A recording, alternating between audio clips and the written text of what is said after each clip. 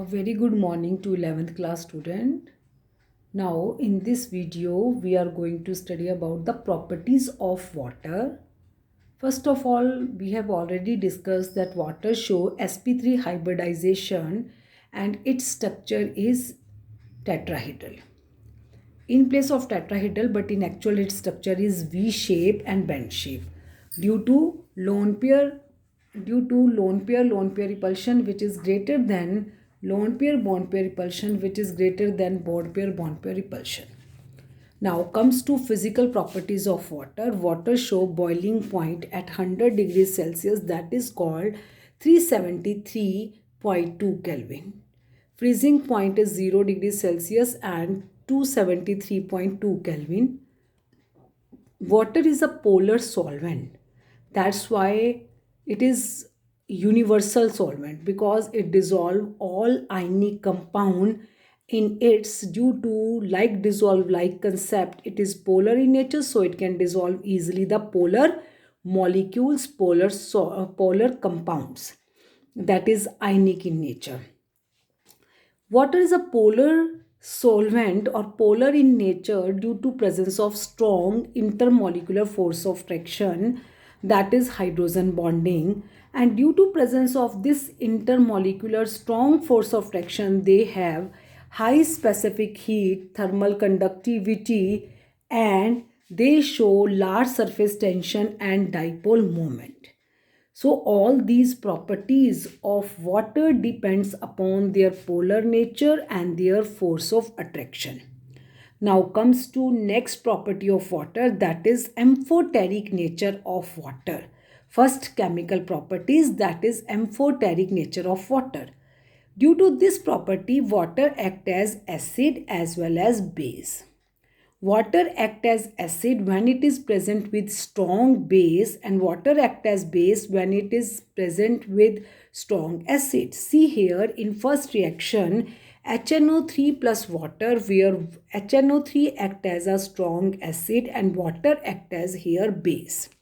So HNO3, that is nitric acid, it donate H ion and water accept H ion. So this is acid because it is a strong acid. In the presence of strong acid, water behave like a base and it gives hydronium ion, H3O positive ion and nitrate ion. When water is present with strong base, then it behave like a acid. Ammonia is a strong base and it act as acid.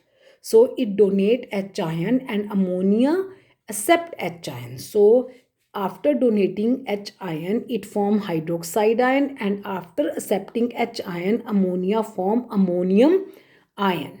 So this show that water is amphoteric in nature. It means water act as acid when it is present with strong base, and it act as base when it is present with strong acid. After acting its strong as amphoteric nature, after discussing its an amphoteric nature, now comes on self ionization of water, that is also called autoprotolysis. Water can undergo self ionization. Here, water act as acid as well as base during self-ionization, and water form hydroxide ion and hydronium ion. See here this water act as acid. After releasing H ion, it converted into its base. We categorize both them acid. After releasing H ion, it form base 1. This in the presence of this water, this act as another water molecule act as base. After accepting H ion, it act as acid too. So this is called self protolysis or self ionization of water. Water show pH 7. It act as neutral toward litmus paper. It acts as neutral toward litmus paper. It does not change any, it does not cause any change in color of litmus paper. Next is it acts as oxidizing as well as reducing agent. Water acts as oxidizing agent as well as reducing agent. Oxidizing agent means which undergo reduction itself and it cause oxidation of other. So when water act as oxidizing agent, it has tendency to accept electron. See here, when water act as oxidizing agent, it means it cause reduction of itself and it cause oxidation of other. So here water has tendency to accept electron. After accepting electron, it form H2 gas and 2 OH negative ion. See, in this reaction, sodium plus 2 water is equal to 2 NaOH plus H2. Here sodium lose electron and it converted into sodium cation, and these loose electron are taken by H at ion and give H2 gas. So here water act as oxidizing agent. So when water is present with metal, these metal converted into hydroxide and release of H2 gas will take place. This show water act as oxidizing agent.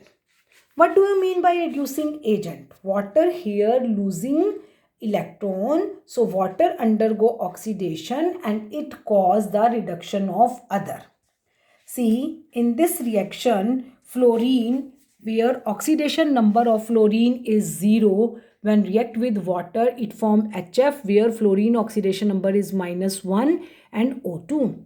Here water lose electrons which are taken by fluorine and converted into fluoride ion. See, in this reaction, here water lose electrons. 2H2O is equal to 4H ion plus O2 plus 4 electron. These electrons here are taken by fluorine and it converted into fluoride ion, and so this is the reaction in which water act as reducing agent. Now next reaction is hydrolytic reaction. Water can hydrolyze large number of compound. Hydrolyze means water can react with large number of compounds like oxides, carbides, nitrides, sulfides and halides. For example, oxides, metal oxides, when dissolved in water, they converted into metal hydroxide. Non-metal oxide, these metal hydroxides are basic in nature. Non-metal, it means metal oxides when you dissolve in water, they produce base. And non-metal oxides like sulfur dioxide, when dissolved in water, it gives sulfurous acid H2SO3. Same carbon dioxide when dissolved in water, it gives carbonic acid. It means when you dissolve non-metal oxides, when non-metal oxides undergo hydrolytic reaction, they produce acids. When metal oxides undergo hydrolytic reaction, they produce base. Metal carbides. Metal carbides, when react with water or undergo hydrolysis, they produce simple metal hydroxides. For example, calcium carbide. Calcium carbide, when treated with water, it gives calcium hydroxide. Aluminium carbide, when treated with water, it gives aluminium hydroxide. But in case of calcium carbide, carbon converted into acetylene. But in aluminium carbide, beryllium carbide, it converted into methane. So these are the different products which you obtain with different metals. In case of calcium carbide, you get acetylene, that is also called ethine. But in case of aluminium carbide, you get methane. Calcium hydride.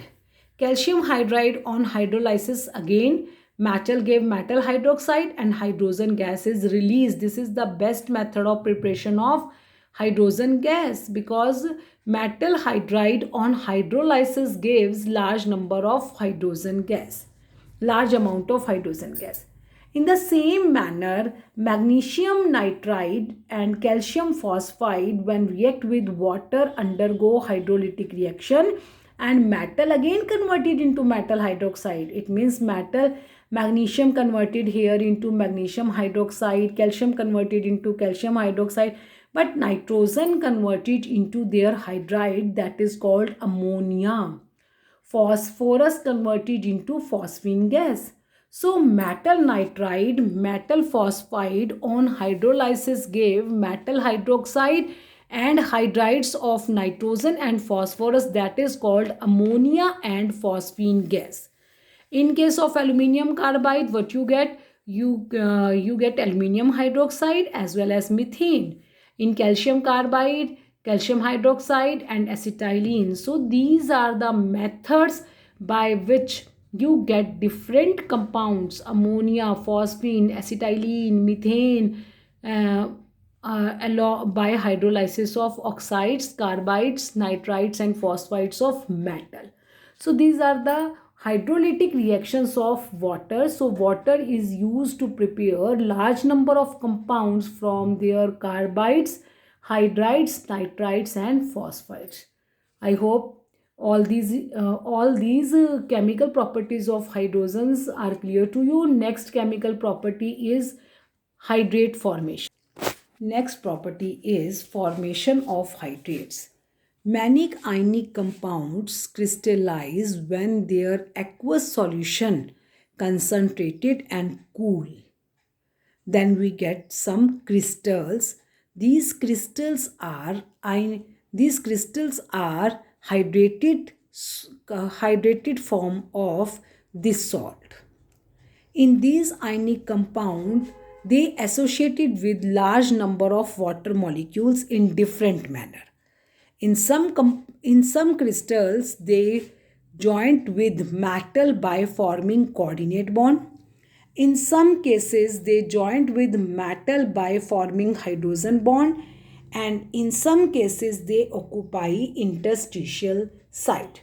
So, on the basis of type of bonding, the hydrates are of three types: coordinate compounds, in which water molecules joined with transition metal by forming coordinate bond, and they form coordinate bond due to presence of lone pair of electron, that is on water molecule oxygen. So they form coordinate bond. Hexa aqua nickel 2 ion. In this compound, 6 water molecules joined with nickel and by forming coordinate bond, and they form octahedral shape. Second one is hydrogen bonding with certain metal. For example, this is your hydrated copper sulfate. Its blue color crystal is obtained. Here 4 water molecules out of 5 joined by forming 4 coordinate bond, and fifth water molecule, this is joined by forming hydrogen bonding with sulfate, and this tetra aqua copper complex. So this is the fifth water molecule which is joined by forming hydrogen bond. Next is interstitial hydrates, where water molecule occupy interstitial site. See, this is your arrangement of metals. In this arrangement, this is your arrangement of metal ions. So in this, there some sites are vacant. These sites, vacant sites, are occupied by water molecule. These vacant sites are called interstitial sites. So they are called interstitial hydrates because where water molecules are present in interstitial site. Example is hydrated barium chloride. In some cases, water molecule act as catalyst. Ammonia gas does not react with hydrochloric gas, but it react only in the presence of water. So this reaction, acid base neutralization reaction, this is catalyzed by water. In the absence of water, this reaction will not take place, but in the presence of water, this reaction take place. So here water molecule act as a catalyst which catalyze this reaction. So water act as catalyst, water help in formation of hydrates, water show amphoteric nature, so it's undergo autoprotolysis. Water act as reducing and oxidizing agent, and water is a polar solvent, that's why polar in nature, that's why it act as universal solvent, and it show high thermal high electrical conductivity, thermal heat, all these surface tension, viscosity, all these properties, they depends upon their polar nature, and due to their polar nature it dissolve maximum compounds in it.